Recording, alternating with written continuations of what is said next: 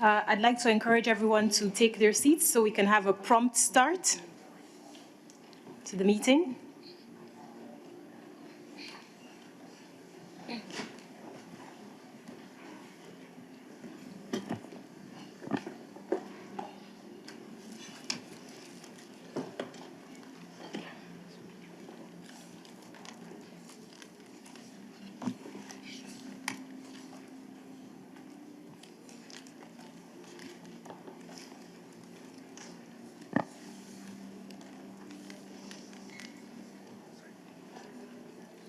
Okay, Excellencies, friends, ladies and gentlemen, I would like to extend my warm welcome to all of you, both those of you who are in the room here in Dubai and also those watching the event online, as we gather to launch the COP28 Charter on getting ahead of disasters. My name is Ekoswehi Iyahen, and I'm the Secretary General of the Insurance Development Forum, which is one of the reasons why I'm particularly passionate about ensuring that the finances at our disposal are used effectively to manage risks in this age of climate change. I'm sure I don't need to remind you of the statistics regarding the increasing impact of climate change and how they are likely to continue rising in the years to come. They are all around us here at COP. However, what you might not be so familiar with is the fact that collectively, we still arrange over 97% of the finances used to respond to disasters after the event has taken place. Friends, this is not acceptable. This is why we are gathered here this morning. In this day and age, when we have state-of-the-art weather forecasting capabilities at our disposal, sophisticated risk modeling capacity, ever more advanced financial instruments and mechanisms, it is simply not morally acceptable to wait for the disaster to unfold before we organize ourselves to raise funds and mount a response, which is precisely why what this charter is aiming to address. As you, I believe, would have reviewed the charter, there are 5 principles which we seek to address through it. First, act and prepare in advance of disasters as far as possible. Second, to align and coordinate finances across climate, development, and disaster management endeavors. Third, maximize efforts to prearrange finance. Fourth, to improve delivery systems so that the money out to communities is prioritized as much as money in to the response efforts. And fifth, to prioritize locally led and people-centered approaches, building on local government and community responses wherever possible. Now, there have already been a number of endorsements of the Charter, and we hope to see more following this launch. We will hear from some of the early adopters later in today's events. We will also hear from the co-hosts of this event, the UAE COP28 presidency, the government of Samoa and chair of the AOSIS group, and also the UK government. Thank you all for making this event possible. However, before we hear from our co-hosts, we also want to set the context even further for this event by giving the floor to an inspiring young lady, Ms. Esther Yaeli Kamara, who's sitting right next to me. Welcome, Esther. Esther is a visionary force behind the Youth Initiative for Climate Action in Sierra Leone, where she is the founder and also the executive director. Through YICA SL, she leads a dynamic group of young individuals with a particular emphasis on engaging women and girls in fostering climate-smart initiatives and encouraging active participation in initiatives that champion environmental preservation. Esther is also a member of Plan International Girls and Young Women's She Leads Climate Cohort of 2023 to 2024. So Esther, with that, the floor is yours for your intervention. Good morning, esteemed panelists and distinguished guests. I am Esther Yaeli Kamara from Plan International She Leads Climate Cohort. Allow me to take you on a journey shaped by the restless force of climate change that altered not just my surrounding, but the very fabric of my existence. Growing up in Kuru Bay, an urban informal settlement in Sierra Leone, climate change impacted my life in profound ways, Recurrent frauds became the unwelcome norms, disrupting not just routines, but dreams. The friends I walked to school with, whose education was interrupted by the crisis, mirrored the harsh reality faced by many communities. I couldn't remain a bystander. I resolved to be a catalyst of change. As a climate activist and the founder of Youth Initiative for Climate Action and the Global Shields Network, I support other young girls and women to raise their voices on climate crisis and to lead the action in their communities. Early Actions offers a real opportunity to address climate impact, but the design, implementation, and monitoring of all early action must be gender transformative. As girls in all our diversity, we have a right to participate in decision-making that impacts us. Practitioners, decision makers must listen to our priorities to ensure action responds to our specific needs if we are to achieve disaster resilience for all. As girls, we are not victims of the climate crisis. We are ready to lead early actions. We can identify actions to protect ourselves ahead of crisis, develop and determine early child-friendly life-saving messages, and educate our communities. Through our girl-led networks, we are leading climate education projects and moving learning to action. But we can't do it alone.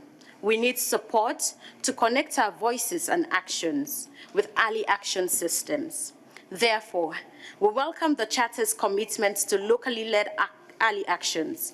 All stakeholders should proactively uphold and promote commitment and the disaster specifically to ensure the right of girls and young women to participate in early action decision-making and action at all levels. Going forward, let's write a narrative where the Charter isn't merely a document, but a living commitment to respond to the needs and voices of girls and young women in all their diversity, including the most marginalized. Let's be architects to a future where early actions guided by the Charter principles become a collective shield for everyone against the advance of climate change. Thank you.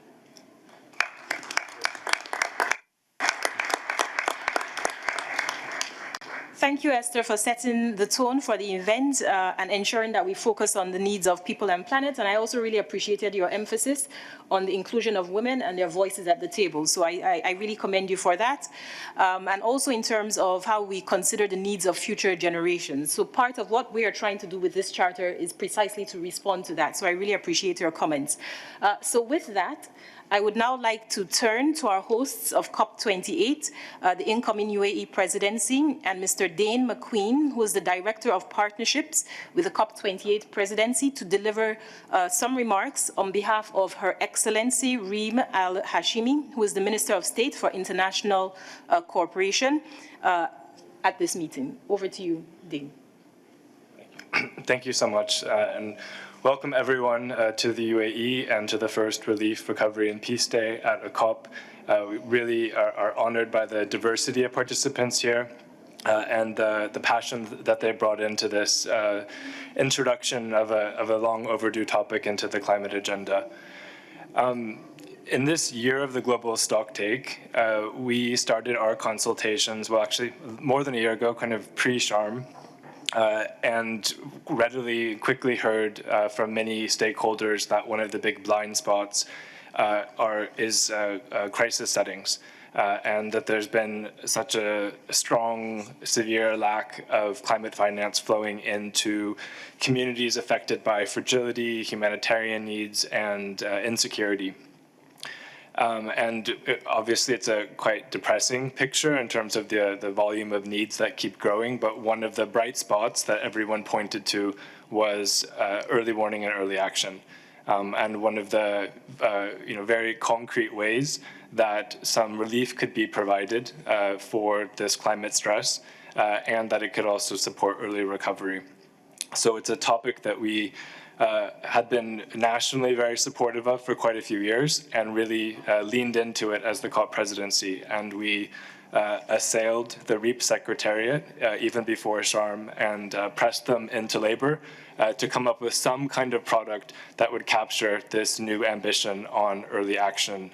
And so we are very, very pleased that they have worked with most of you in the room to produce a charter that provides a kind of normative base of ambition for us. The UAE is also proud to endorse it. And we're looking forward to signing up additional members in the coming months, maybe after we've slept for a couple of weeks. But I also wanted to reflect on our national experience in considering some of the commitments and outcomes. We went back and forth, and I think many signatories to the charter also did, about targets. Should we be saying 30% prearranged by 2030, or is it 5% within 5 years? And it was very difficult to find a magic number. I think we should continue that discussion, but where we landed nationally is probably more along the lines of giving autonomy to fund managers.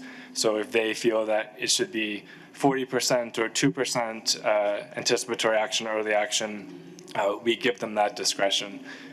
So we've as a UAE, have gone for that approach of trying to make, while putting pressure on the fund managers to consider it, to give them that choice of what the right split is. So we look forward to re-examining that approach and also thinking about how we can further make this part of the mainstream toolkit that countries and funders use when dealing with this climate stress. So thank you again, especially to REAP for all of their support, to the UK and Samoa for corralling this very strong and diverse group together, and on to 2024. Thank you. Thank you very much, Dane McQueen, for those remarks, offering perspectives from the UAE.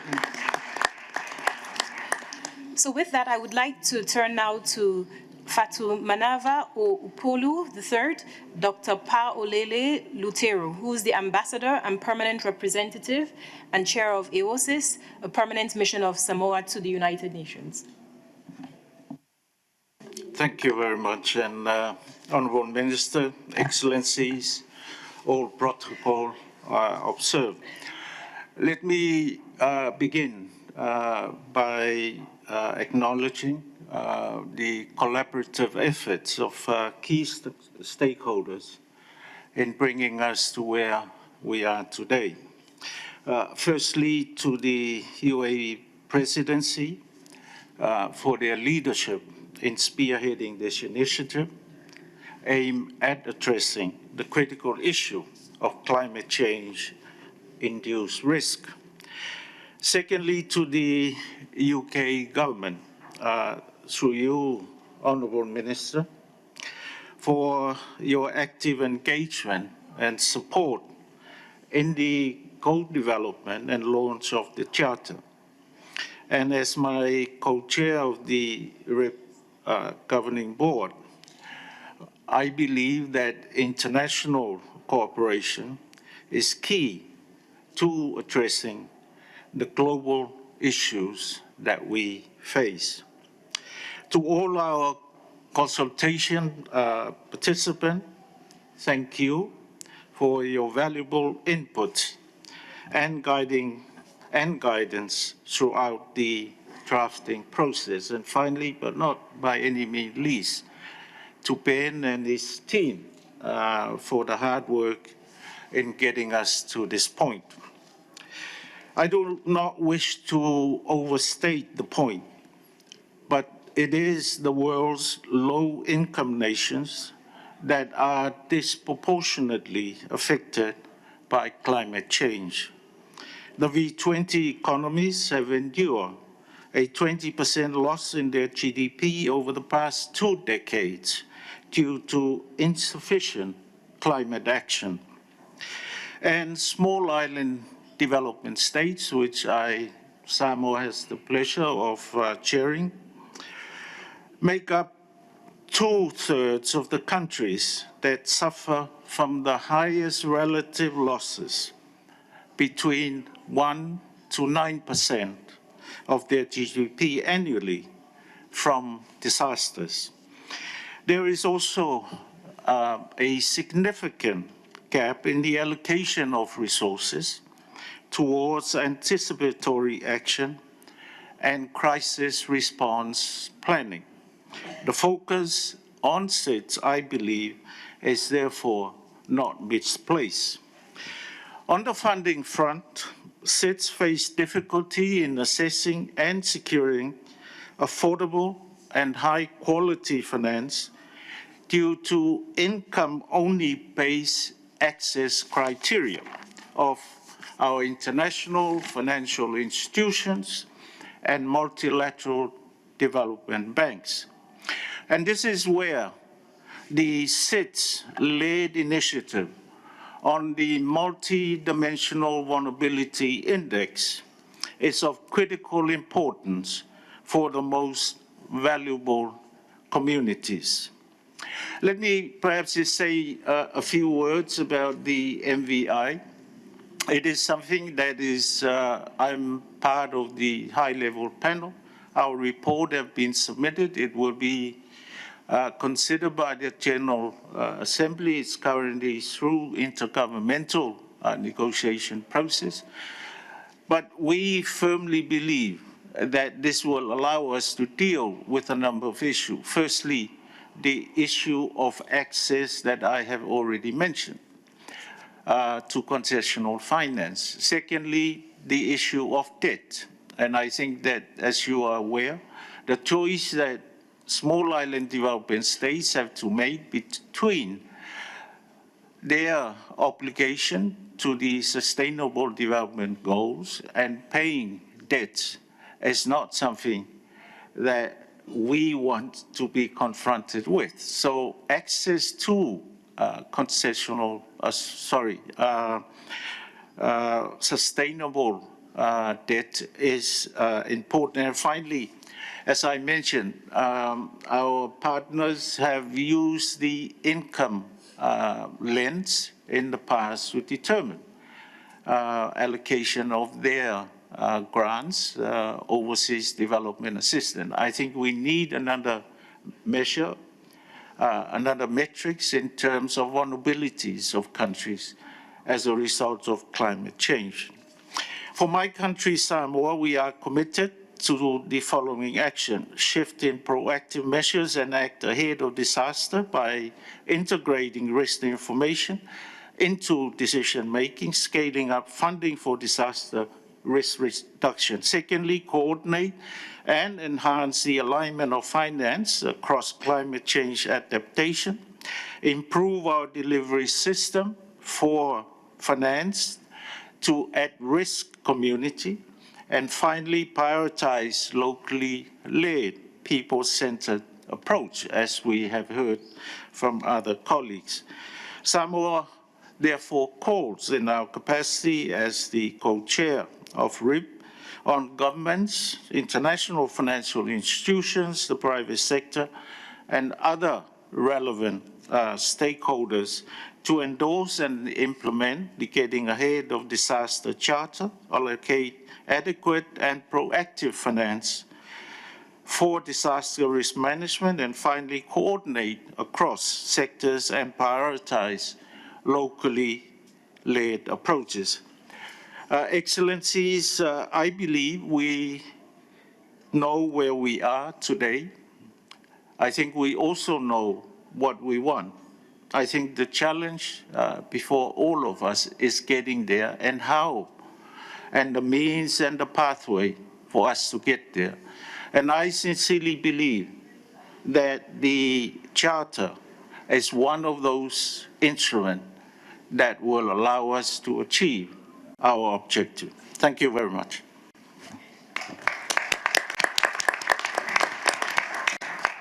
Thank you, Ambassador, for those remarks. Indeed, the small islands, despite their vulnerability, have also been at the forefront in terms of also charting the way. So I really welcome the remarks that you've delivered here this morning, and also your presence, because I know that you're quite in demand for other events. So thank you, Ambassador. For the final opening remarks, I would now like to turn to our co-host. Allow me to welcome Minister Andrew Mitchell from the United Kingdom, who holds the other co-chair role of REAP's governing board, and means they also have been heavily involved in the co-development of the charter. Minister Mitchell, welcome to deliver your remarks. Thank you very much, Your Excellencies, distinguished guests, friends.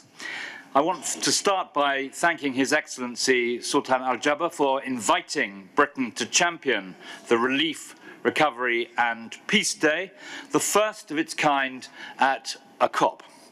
As we know, the estimated annual cost of loss and damage is projected to be a staggering $580 billion by 2030. And that is why focusing on how we prepare for and respond to climate-related hazards has never been more important. Technological advancements have meant that climate-related hazards and their impacts are increasingly predictable, yet less than 3% of finance for crises is arranged in advance. So we believe this must change. The launch of the Getting Ahead of Disasters Charter is a crucial part of delivering this change. It will guide us to use our funds more effectively by supporting early and anticipatory action through prearranged finance ahead of predictable disasters. It will also encourage us to work with partners across countries, development organisations, as well as civil society and local actors to ensure our efforts put people at the heart of our response. And ultimately, it will help us to deliver more and better finance for the most vulnerable communities, a particular point that the previous speaker made. I must express my gratitude to REAP and the COP presidency for all their hard work in preparing this charter. And it is a privilege for the UK to co-chair the REAP board with Ambassador Luteru in his capacity as chair of the Alliance of Small Island States. I was also honoured to co-host this launch event with him today. And he made clear the huge impact in his remarks on the SIDS, the unique effects of climate change on SIDS, and the need for tackling particularly two of the things he set out, the problems and difficulties of debt and also the cost of borrowing. And in the white paper which Britain has published, which is an international development reset, we seek to try and address both those 2 points and give some useful pointers for the future. And I welcome the opportunity to endorse the Charter on behalf of the UK and to set our commitments to delivering on this agenda. In the International Development Reset, which Britain has launched, which I just set out, we committed to a new Resilience and Adaptation Fund, which will act alongside our humanitarian support. It is extremely important that when a disaster takes place, we look at how we build in resilience and adaptation to it in the future. That is not the normal pattern of humanitarian relief, and by setting up a separate fund, Britain believes it will be able to build in that sort of resilience which is so required. Britain is also investing an additional £5 million into the Climate Risk and Early Warning Systems Initiative. This will support the Charter as early warnings are vital to enabling early and anticipatory action and a key part in making a system-wide shift to focus on preventing disasters. But early warnings can only translate into early and anticipatory action if the resources are available to support it. That is why we are committing £14.5 million to disaster risk finance. Over half of this will fund drought insurance for Somalia through African risk capacity. The remainder will be for the START network, including £6 million for insurance cover for Senegal, Somalia, Madagascar and Zimbabwe, and an additional £1 million to better prepare for and respond to extreme weather because of El Nino. Finally, Your Excellencies, I am pleased to announce an additional £36 million for climate action in the Middle East and North Africa through the UK Phenomenal programme. This will support 450,000 vulnerable people to cope better with climate change, mobilise $500 million for clean energy and green growth, and as a result, support 200,000 women to take action that will help protect their families and communities from climate shocks. Britain is and will remain absolutely committed to this agenda, but as we know, tackling this challenge requires all of us to work together and deliver solutions at scale. And that is why I welcome today's event and the launch of the Charter. I look forward to hearing from others about the steps they are taking to further its goals. Thank you very much.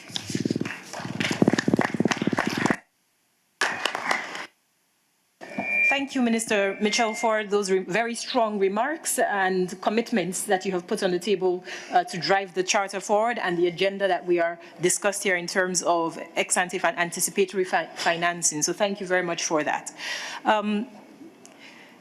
So let's now turn to some of the recent endorsers of the Charter to hear how its principles can be implemented in practice.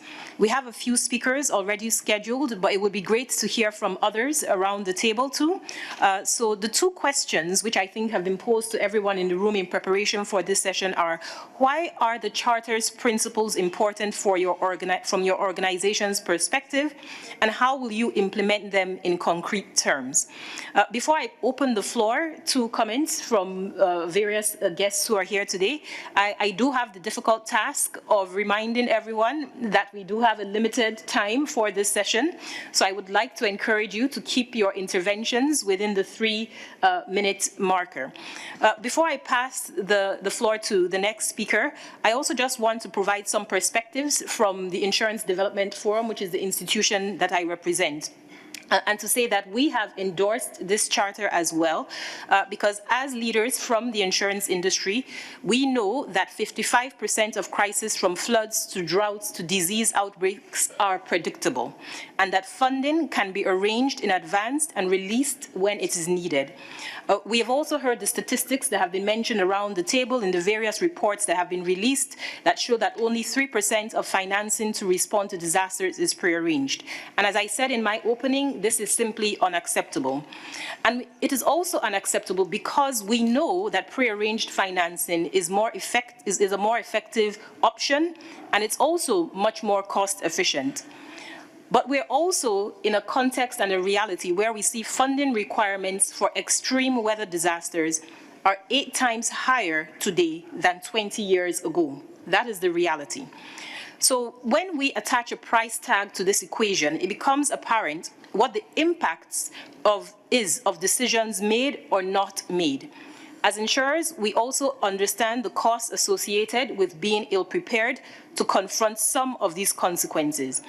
We therefore firmly believe that the current system does not work and it must be changed. And so that is why we have endorsed this Charter as the IDF, because we are also prepared to bring to bear the experiences, technology, and knowledge working with our partners to see how we shift the system. So again, I commend the REAP team and others who have been involved in driving this initiative. And so with that, I will now like to invite our distinguished guests to deliver their intervention. And our first guest will be Mr. Janez Lenarčič, who is the Commissioner for Crisis Management with the European Commission. Over to you, sir. Ladies and gentlemen, I'm very pleased to announce that the European Union is endorsing this Charter. It's called Charter for the Future, but as we've seen from the recent extreme weather events, the future is already here. And that's why it's crucial we act ahead of disasters to save lives. And I'm glad the UAE COP presidency has placed these issues high on this year's agenda. And I would also like to thank REAP for the key role they have played in the development of this charter. This document must be a catalyst for further concrete action so that we can better protect people today against the disasters of tomorrow. And the EU is already acting to make these ambitions a reality. We are committed to progressively scaling up our anticipatory action, strengthening community resilience through nearly 30 projects worldwide. We will support Start Ready, an innovative global fund building anticipatory action through local NGO partners. We're also working to twin disaster response with forecast-based action, and we will channel 10 million euros so far to the Disaster Response Emergency Fund of the IFRC for that purpose. And we are substantially increasing investments in the field of disaster risk reduction and early warning systems. Last year alone, this amounted to nearly 700 million euros. But we know more is needed. That's why next year we expect to dedicate around 80 million euros to fund projects for disaster preparedness within vulnerable populations. And the list continues, but I'll stop here. And I will only say that we cannot do this alone. We must do more together to achieve better preparedness and effective early action.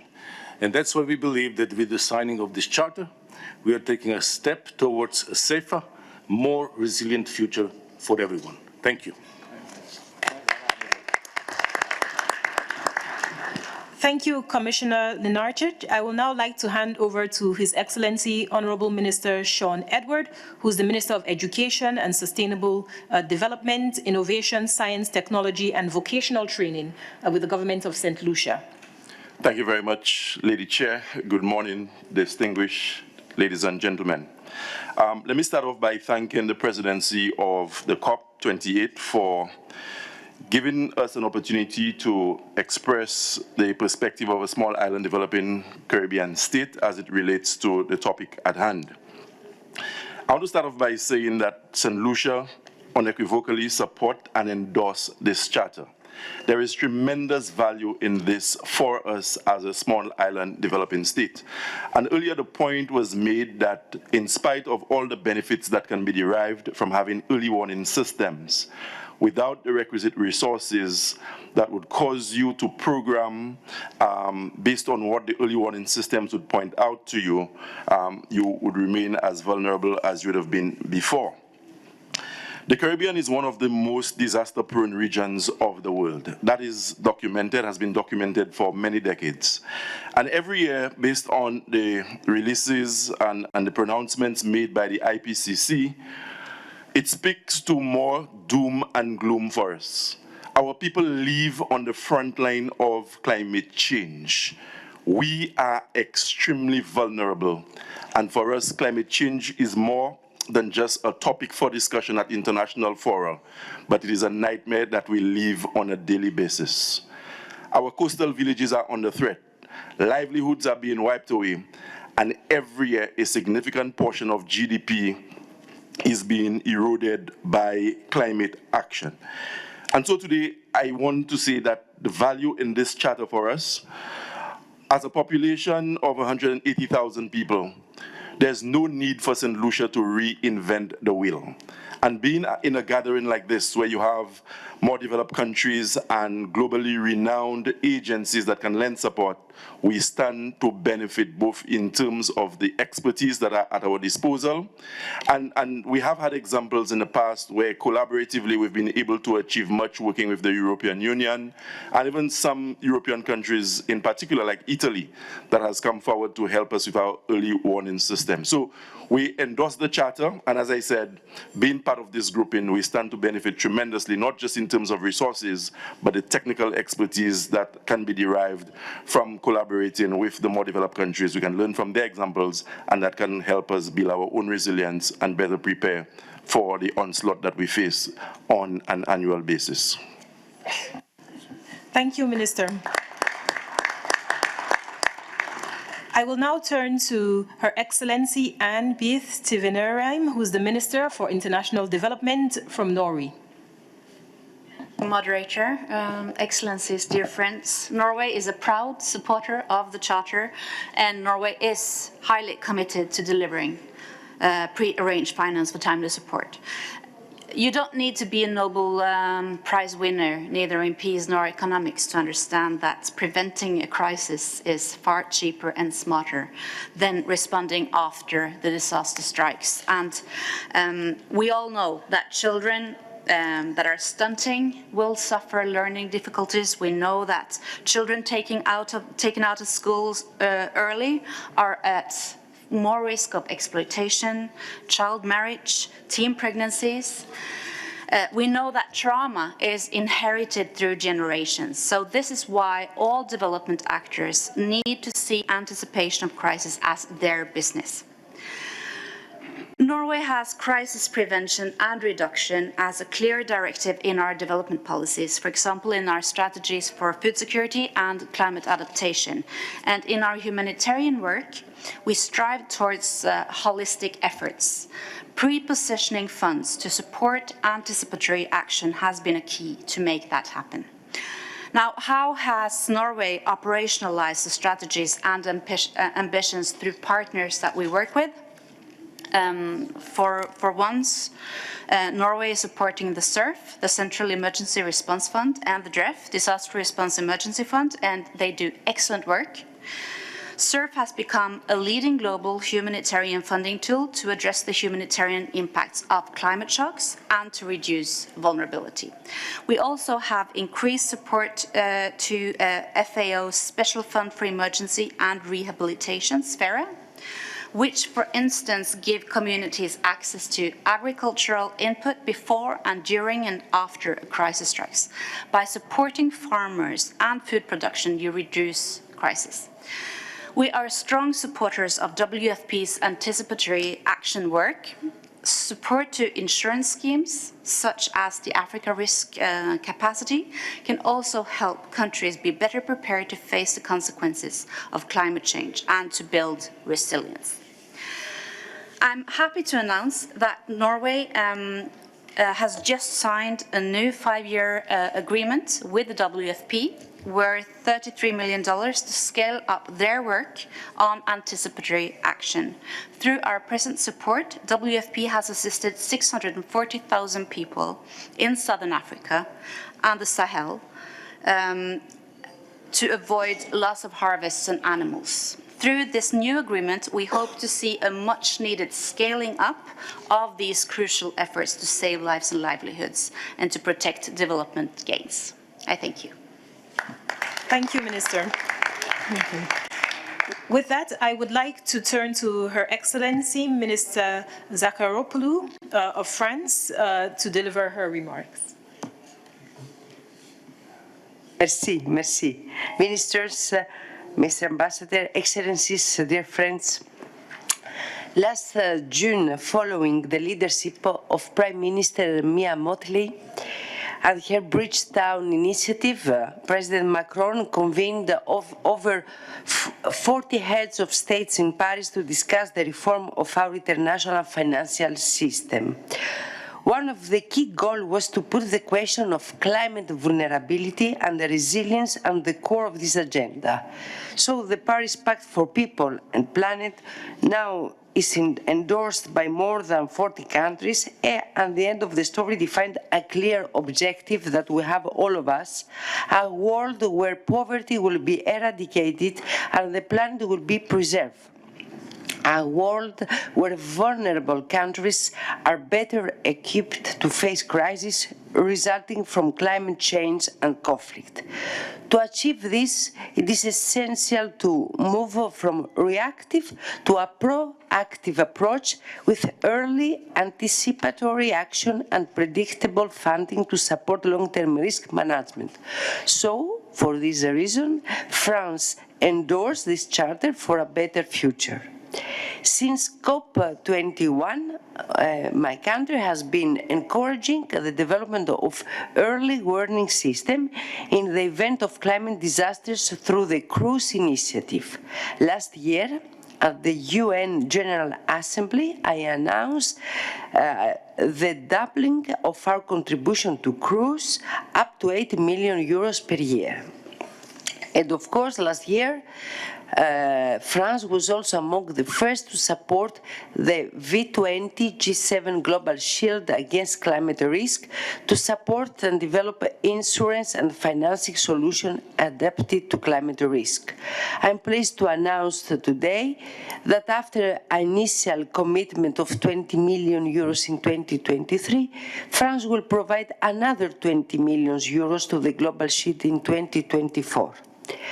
As you may have heard from President Macron on Monday, France will also contribute up to 100 million euros to the Loss and Damage Fund, with a strong focus on the most vulnerable countries and population. Dear colleagues, the momentum for disaster risk reduction and climate risk preparedness is mounting. Within the mosaic of solutions that I have just described, a key challenge will be to articulate and coordinate different instruments with different purposes and timelines, from contingency loans to climate clauses on debt contracts to early warning system, not to forget longer-term adaptation efforts. Voila, you can count on France to remain fully mobilized. Merci. Thank you, Minister, for those remarks and continued leadership. So I would now like to turn to His Excellency Charles Kalemba, who's Commissioner for Disaster. I will turn to His Excellency Mahamoud Moualim, who's Commissioner for the Somali Disaster Management Agency, for his remarks. Thank you. Good morning, ladies and gentlemen. Getting ahead of disasters, a charter of finance for the managing risks on behalf of Somali federal government do endorse the charter as it is in line with our vision. As per the charter, 5 principles we have agreed, all 5 included. Shifting to the acting ahead of disasters to reduce risks, adopt and anticipate disasters when possible, and ensure that funds arrive as early as needed. Alleging effort, cohesion, and coordination. Arranging finance in advance and alleging with our model. Inclusion in fragility contexts like our country. And location and empowering local actors. I thank you. Thank you, Commissioner, also for your emphasis on empowering local actors towards the end. I would now like to offer a slightly different perspective and invite Mr. Jagan Chebakain, who is the Secretary General of IFRC, to deliver his remarks. Thank you. Sorry, I have to get this on. Thank you so much, Excellencies, friends. First of all, I extend my congratulations to the COP28 presidency for the crucial charter on finance for managing risks. The IFRC proudly supports the RIPS in steering this initiative. Of course, I'm also very proud that we host RIP in IFRC office in Geneva. We believe this charter is crucial, providing a platform for coordinated, complementary, and reliable financing for disasters and crises. We're also particularly pleased because in some way we embarked on this journey in 1985 when we started the Disaster Response Emergency Fund. And what we believe now is this charter will help us scale up the action that's needed, which we have been doing for the last 38 years with the DREF. As we know, no region is exempt from the climate crisis devastating impact. Yet the most affected communities receive the least in assistance.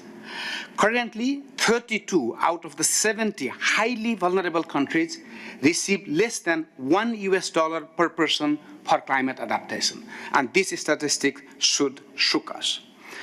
The Finance Charter is at the intersection of finance, climate change, and vulnerable communities, and paves the way for equitable, resilient, and sustainable solutions.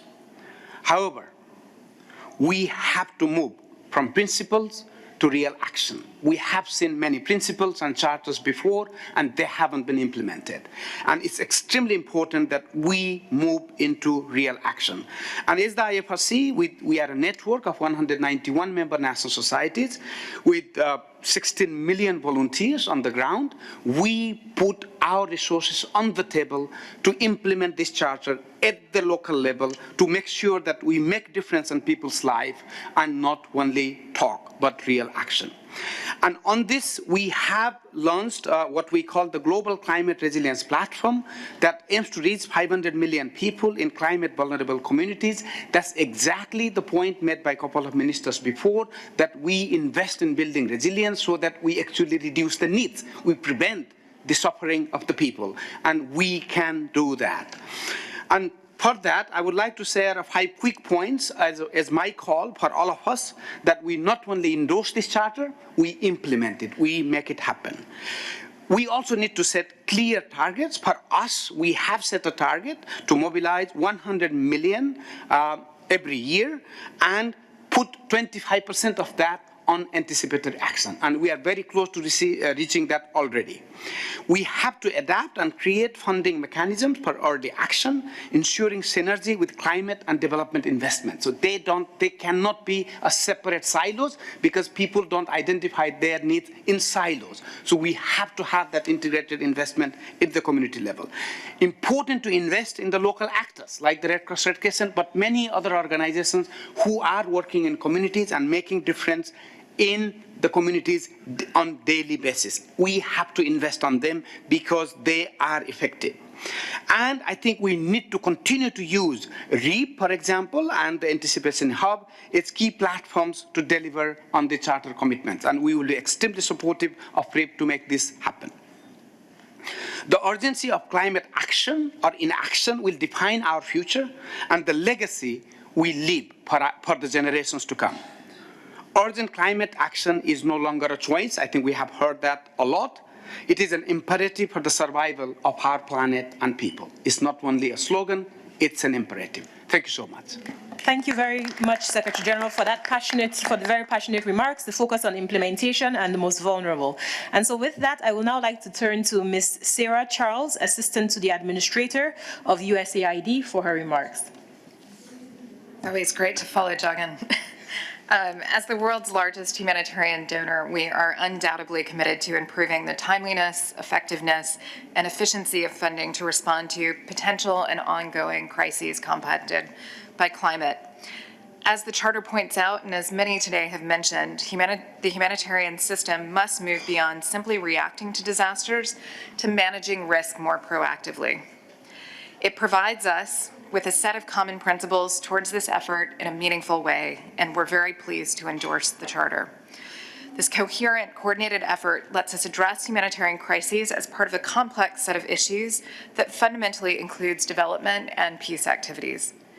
The next step, of course, is in ensuring that principles can help guide investments, direct efforts to scale innovative approaches, and better match our efforts with the lived reality of people affected by humanitarian crisis.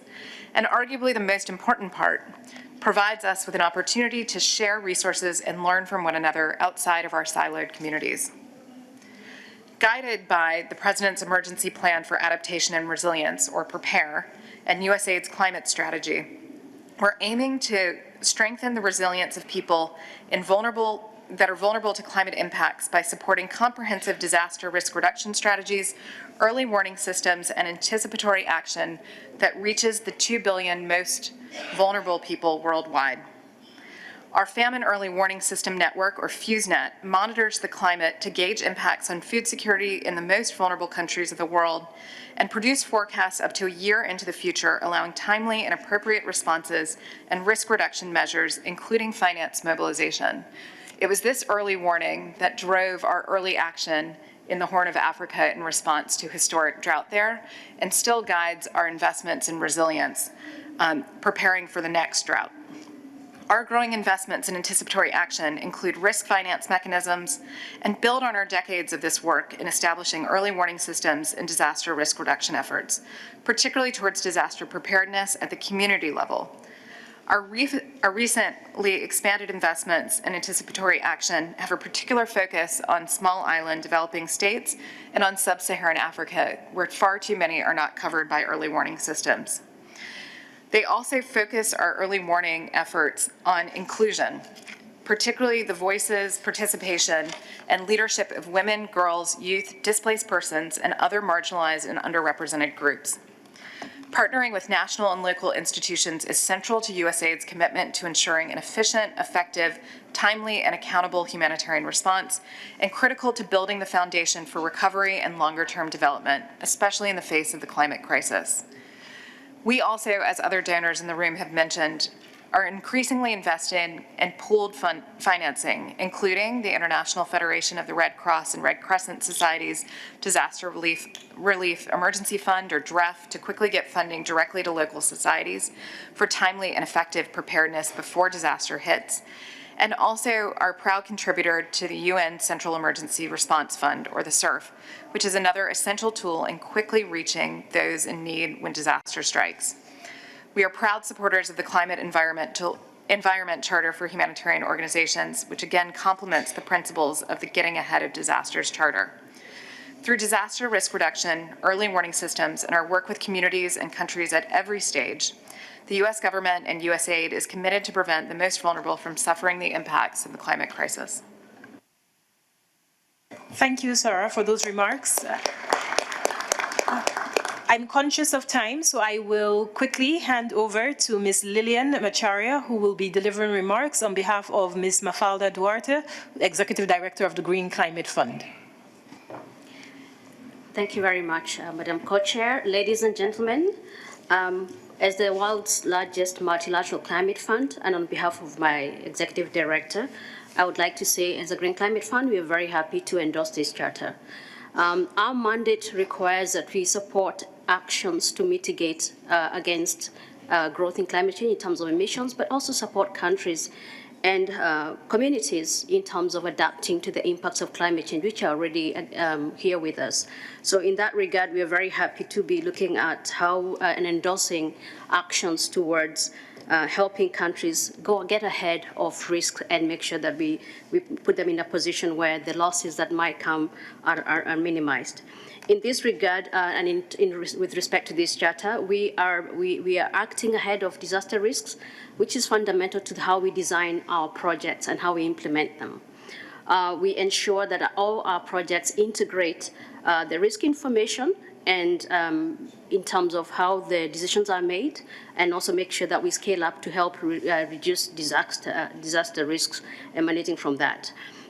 Also, we are looking at really targeting information and also helping countries come up with climate information early warning systems.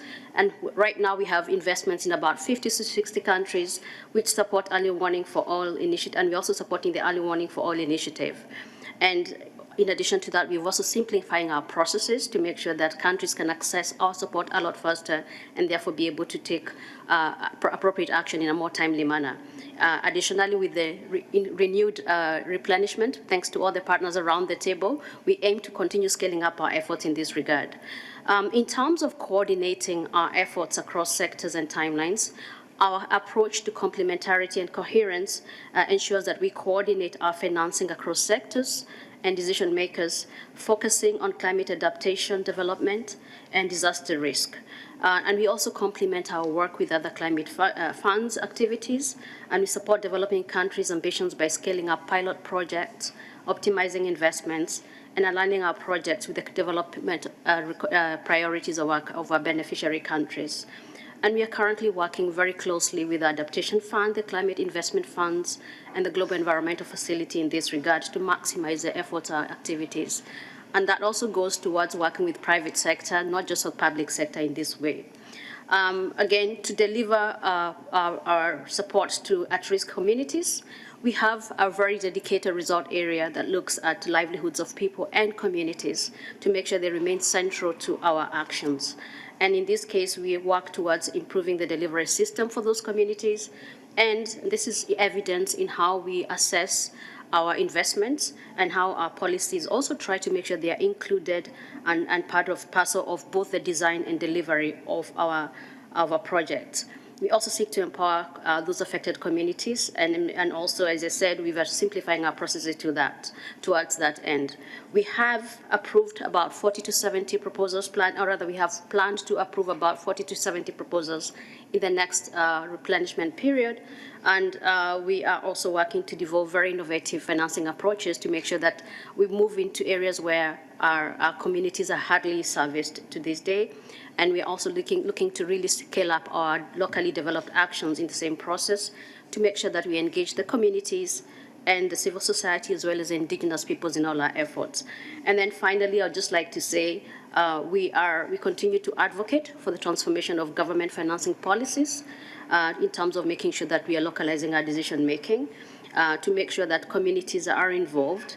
We have our enhanced direct access financing modalities, which seek to make sure that that actually is happening, and use our various vehicles and instruments to make sure that we support countries in a manner that is sustainable, speaking to the points made by ambassadors from Samoa about debt, sustainability, and grants instruments. And we also want to continue making sure that our interventions are inclusive. In short, we are more than happy to endorse this charter for the future. Thank you. Thank you very much for that intervention. With that, I would now like to turn over to our dear representative from the United Nations Disaster Risk Reduction Program, Ms. Loretta Hibet-Gerdet, who will be delivering remarks on behalf of Ms. Mami Mizutori, Special Representative of the UN Secretary General for Disaster Risk Reduction. Thank you very much, Madam Chair. The United Nations Office for Disaster Risk Reduction welcomes and enthusiastically endorses the Getting Ahead of Disasters Charter. We will implement this charter because we believe humanity has the power to not only get ahead of disasters, but to avoid them completely. Achieving this is possible through a dual approach that accelerates the cutting emissions to stop the creation of new climate risks and accelerates action on disaster risk reduction and climate change adaptation to address current risks and thus avert, minimize, and address loss and damage. In support of the implementation of the Charter, I am pleased to announce that UNDRR commits to the following. First, to enhancing risk knowledge, including through the better identification of hazard hotspots and the most at-risk communities. Enabling and informing pre-arranged financing, including through the Early Warnings for All initiative. Delivering support in liaison with our large network of government DRR focal points. Empowering non-governmental stakeholders through UNDRR's stakeholder engagement mechanism, and creating an enabling policy environment through the promotion of comprehensive risk management. All of this with a focus on the most vulnerable countries, including those in fragile and conflict context. We believe the implementation of the Charter's principles will help countries achieve the Sendai framework for disaster risk reduction and realize its goal of a substantial reduction in disaster risks and losses by the year 2030. The need to invest in resilience before a disaster occurs is more urgent than ever as humanitarian needs continue to exceed available resources and countries run out of time to act on the risks they face. We believe that the Charter and ultimately the outcomes of this COP will and must serve to put the world on a path to zero climate disasters. Thank you. Thank you for that intervention. Certainly welcome it. So I'm very conscious of time, and so I will now open the floor for if there are any burning interventions. I see Start Network, so please, and Fiji, and we will cap the additional interventions are those two speakers. So please over to you, Christina Bennett. Sorry, thanks very much, Madam Chair. I'm here representing START Network, a global membership of 100 local, national, and international non-governmental organizations working across 6 continents to make humanitarian action more efficient, impactful, and ethical.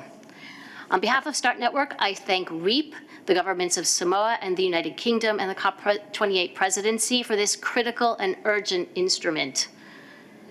START Network is proud to endorse the Getting Ahead of Disasters Charter and welcomes its commitments to bring together diverse actors to take early action to scale and protect more people from climate-related disasters. The Charter very much aligns with START Network's own work, particularly around pre-financing crisis, with a focus on providing rapid, collaborative, preemptive funding to help humanitarian responders, and particularly local responders and affected communities, be better prepared when disasters hit. As signatories to the Charter, we will continue to shift to acting ahead of crises by increasing the level of resources allocated in anticipation of crises through the Global START Fund. We will maximize our efforts to arrange finance in advance of disasters by offering protection in more countries for more risks through START Ready, our disaster financing mechanism and risk pool. We will align our efforts over the long term to ensure coherent and coordinated finance by working collaboratively with our members and stakeholders to improve coordination and quality of risk financing systems and to learn together. We will improve delivery systems to the most at-risk communities and most marginalized people by prioritizing their specific needs. And we will prioritize locally led and people-centered approaches by devolving leadership and decision-making to local organizations and prioritizing their access to pre-arranged financing at scale. Finally, we thank Minister Mitchell and the UK government's contribution of £6 million in new funding to START Network.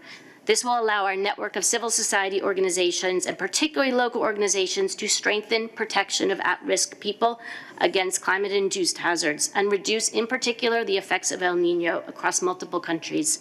We also thank the EU for its support to START Ready, our risk-based and pre-arranged financing mechanism.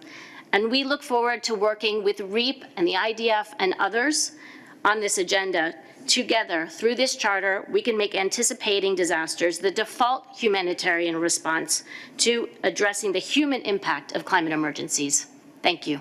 Thank you very much, Christina. I will now hand over to our representative from Fiji for your intervention.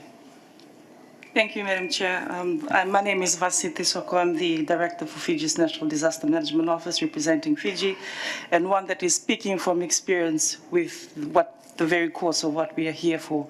I've just come out from responding to a tropical cyclone that just hit Fiji last week, and as I sit here, I've been notified of another brewing cyclone that is coming towards the Pacific, and therefore the need for us to action this is very critical. My question, I put it back to the forum, the need for us to remove red tape. Yes, it is so good to hear the pledges that has happened, but we need to remove red tape so it's accessible. Fiji is the first country to pilot surf anti-precipitation action that was coordinated through my office, and I've seen firsthand the difficulty of putting together documentations just to access funding. That needs to be removed in order for us to drive this at the local level. And as the first woman to hold the position for this office, it took a woman to mainstream disaster into mainstream gender into policy. That needs to change as well. And I hope, and I'm looking through the different charter which Fiji is yet to endorse just because it came to us quite late. Particularly on number 5, and I ask the forum, while we support and we action anti-precipitation action, please, and I beg all our partners, do not compromise community resilience. Community resilience is what we work towards when it comes to disaster preparedness, and that should not be compromised just because we have money to put food on the table for them to be prepared. So whatever we do, please work with our local government, please work with our local CSOs and NGOs, and most importantly, please do not compromise community resilience. Thank you. Thank you very much, Fiji, for that intervention. There could not be a better way to conclude. And, you know, the reality of what you have to deal with, but also what does it mean in terms of accessing these resources. So I hope that we've heard the message loud and clear from our counterpart from Fiji, and that we focus on implementation and accessibility in terms of moving this agenda forward. So to conclude, I just want to thank all of you speakers for helping us bring to life what this Charter on Getting Ahead of Disaster means in practice. Thank you to our co-hosts of the UAE, Samoa, and the UK for supporting the launch of this important work. Now the real work begins of improving our planning and preparedness, coordinating across different departments and different stakeholders, and even different communities of practice, and also of arranging finance in advance of disasters. Thank you also for joining us online. If you haven't already done so, then you are still able to endorse the Charter by going to gettingaheadofdisasters.org. We have the science, we have the knowledge, we have the technology, and we have the financial instruments, and we have the growing political will. Now is the time to start getting ahead of disasters. For those in Dubai, please do join us this evening in the AOSIS Pavilion at 6 p.m., where we will be having a reception kindly hosted by Ambassador Lutero and the AOSIS group, and where you can find out more about the Charter from the REAP team. So I just want to say thank you to all of you and the REAP Secretariat, and we hope to see you soon, and also perhaps in the next round hear about the implementation of the Charter when we meet next year. So thank you very much.